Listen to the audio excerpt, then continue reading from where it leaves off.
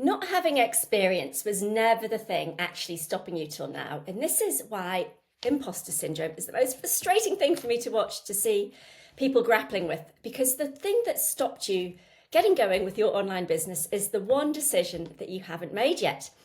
Because most people get stuck starting an online business in two opposite ways. Some have too many ideas, not sure if this is you, and some have no idea where to start at all. But the problem isn't your lack of experience, it's just not having made one decision that really matters. And you probably can't even guess what it is. It's not anything to do with education or having everything ready or lining everything up perfectly. What you need to do is follow a proven step-by-step process and follow a philosophy of what I'd call a lean founder or a solopreneur approach, which is starting small, profit first. There's a great book called Profit First, by the way, and get a first customer fast and learn from real feedback. And that model has been growing much faster than this big venture capital backed, big launch, big marketing machinery, just these people. So many people build such complicated businesses rather than focus on finding their first customer. So I've been running online businesses for 13 years, and some have been phenomenally good. Some of that's been luck, some of that's been a bit of experience starting to bank up.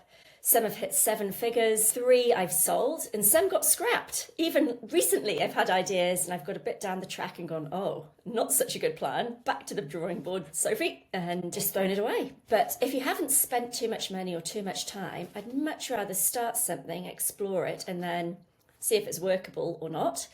Rather than try and get everything perfect before you start. But the ones that have gone well, as well as the ones that haven't gone well, have followed the exact same order of steps. And I can share an example with you because the first business I started, which I did actually sell, but the first business I started was selling a physical product on Amazon. And I'd paid for a course. I didn't love the strategy that course taught. It was a bit cheap, plasticky products that I wouldn't have been buying myself. And so I went for a premium brand, got it up and running on Amazon, and I picked something that I would buy myself. So that's one big lesson, is that if you sell something that you would buy yourself and that you've got a personal interest in, it's going to make a lot of things a lot easier. So we want to try and do that where possible. And then the next thing is to really pick something that, you can understand the psychology of the customer, not just that you would buy it because you need it, but like, why would the customer pick this thing over something else? So whether it's a product or a service, if you can get inside the head of your ideal customer, things are going to be easy. And then you can start small and just try and find a handful of those customers. So I ordered just 100 units of this first product. It cost me a couple of $100s, tiny investment relative to my time actually at this stage, because I'd spent a lot of time watching videos and learning how to do stuff. But the thing that got my business off the ground, and I think maybe 20,000 people or something did that Amazon course that I'd done. I think probably, I dread to think what percentage of people actually ordered a product. And then out of the number of people that ordered a product, how many of those went well. But the sad thing is that huge proportion that did all that training or bought that course and didn't watch it, the lost opportunity of not just trying that first product. So that one decision is putting something out to the market. And the smaller you can make that, the less stressful and scary the whole thing is. Nobody's judging you for life. This is just market feedback, testing, learning the process with a small test run order. If it's a service business, you might do a pilot launch or a founding members special free trial or something like that. Just open the doors. So my challenge to you is to find the fastest possible way to open the doors on your business. So when I started with these products on Amazon for sale, I didn't know anything about shipping or barcodes or ads or systems to manage my cash flow. That was a shocker. So you have to learn some stuff, but only by doing. You can't be given a playbook for every single thing in life because, frankly, if your business isn't unique, it's copying something else out there and therefore it's been done. And you've lost that place. You never step into the same river twice, it's the saying. If I copied somebody else's very successful product, did exactly what they did, would it work? Absolutely not. It's been done. It's not original. The timing's different. Everything's different. So you need to learn to think for yourself and figure out some of the steps yourself. But that's really doable when you've got the big picture right, which is that you've got a product that people want. So the steps are pretty fixed.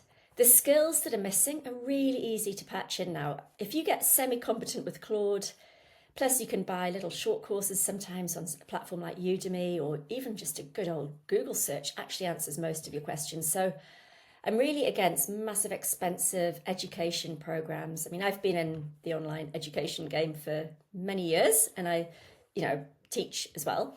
But I don't think you need to spend thousands and thousands of dollars to learn how to start your business. You need to be confident with what you're going to produce and have a step-by-step system to follow. So these are my steps for you today. This is what I wanted to share in this video, because anyone struggling with imposter syndrome's likely to be in an unhelpful loop and a bit of a trap of trying to learn more or get more ready. So if this sounds like you and want to snap you out of your comfortable zone, you're spiraling around, watching lots of videos, probably spent far too many hours on YouTube or watching webinars or reading emails or buying courses or watching courses, let's get into action mode and outputs.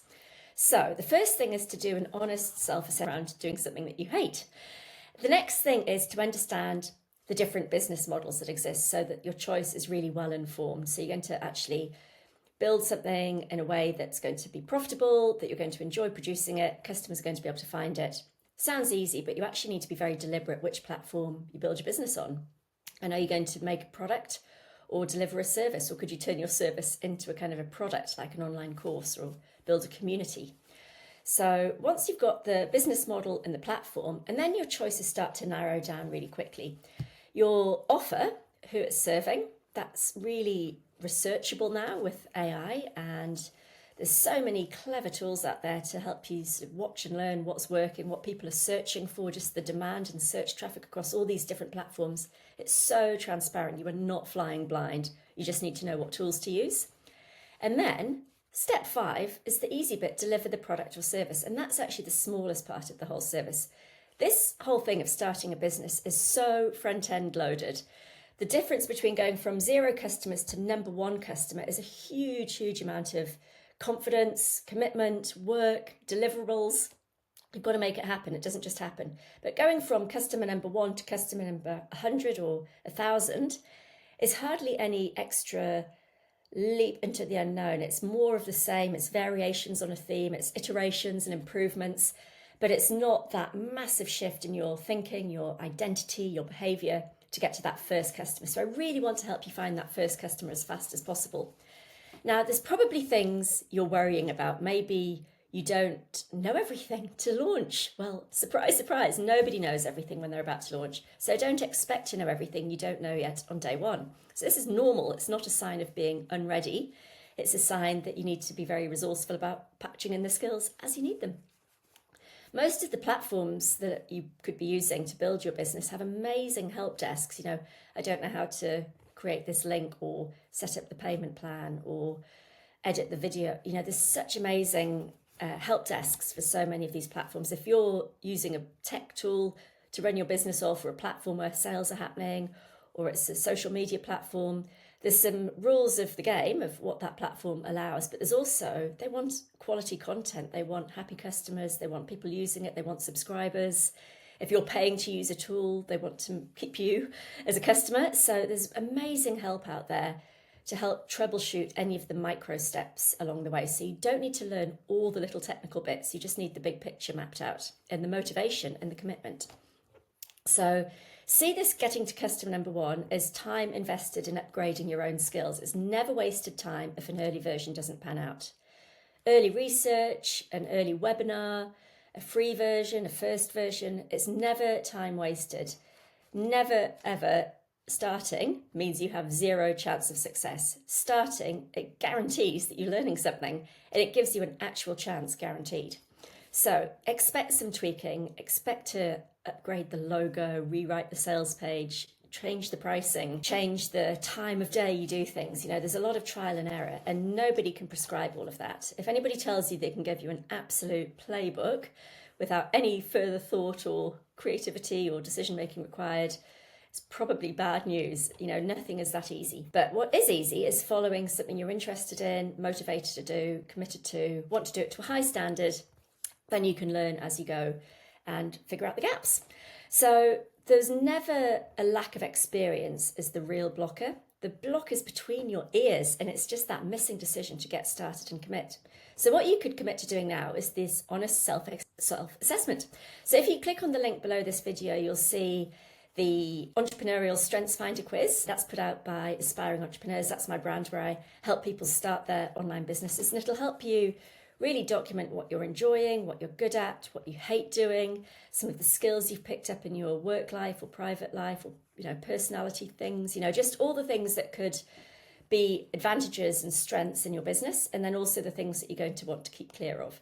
So you want to use that to help you inform that decision that helps move things forward. So that's your next step to work through to get to step number 1, which is really being self-aware enough to design a business and pick the business model and pick the platform that's a really good fit for you.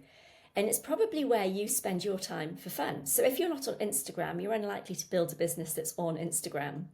But if you're really interested in a particular hobby, wherever that group's hanging out and chatting about that hobby, and you've come up with some ideas to create some resources or a community or a course around that topic, then you can be pretty sure that you're going to build your business where you hang out for fun, and then it's all a bit more fun. Plus you understand how it works and what people want on that platform, what's not of interest. I mean, trying to build something commercial on Reddit's pretty hard because it's such a unfiltered sort of not notice board, but it's like a forum of sharing information. It's not a place to go to commercial. YouTube's a great platform.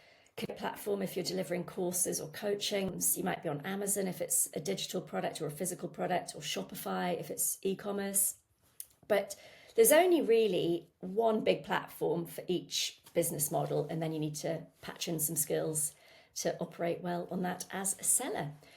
But it's really fun. You really can enjoy having a business. It's a change of identity, it's a change of lifestyle, and you'll be so frustrated if you've had ideas or you want to produce something and be creative and be entrepreneurial, but this imposter syndrome is holding you back because you don't think you're ready yet or qualified to do it. Well, I'd love you to just take that first step and start daydreaming about what you could create and who would want it and why they'd want it and how you would do it differently from everybody else already out there. How would you put your personal touch on it?